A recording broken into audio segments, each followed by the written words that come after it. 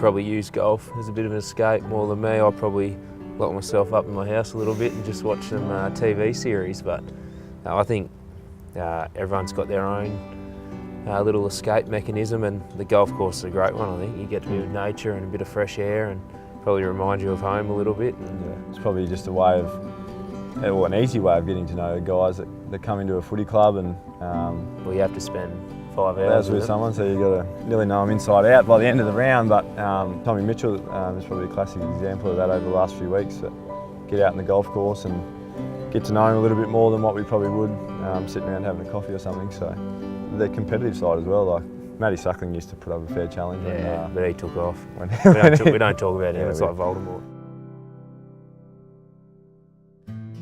You've been around, haven't you? You went to high school in Young? Born in Young. Moved to Temora, moved to Cooter, high school in Young, moved to Albury, moved to Ballarat, moved to Melbourne, well travelled. And then they talk about all these people wanting to go home because they're homesick. Suck it up, mate, you got social media and telephones these days, you'll be right, FaceTime. Yeah. Talking about us growing up, I think there's a great photo of all us New South Wales boys that have played in each grand final.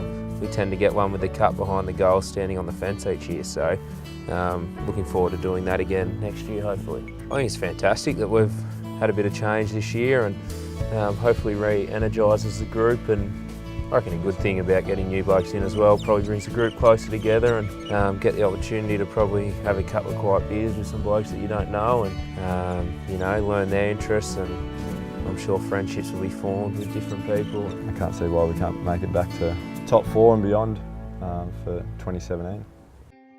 Anyone that gets news like that, whether it be melanoma or any type of cancer or illness that is going to affect how you live your life, and probably question marks on it as well, for us, just makes you have more of an awareness of things like that and your health and the people close to you as well. And probably appreciate things in life a little bit more. Yeah. Something like that comes along and probably creeps up on everyone a little bit. But yeah.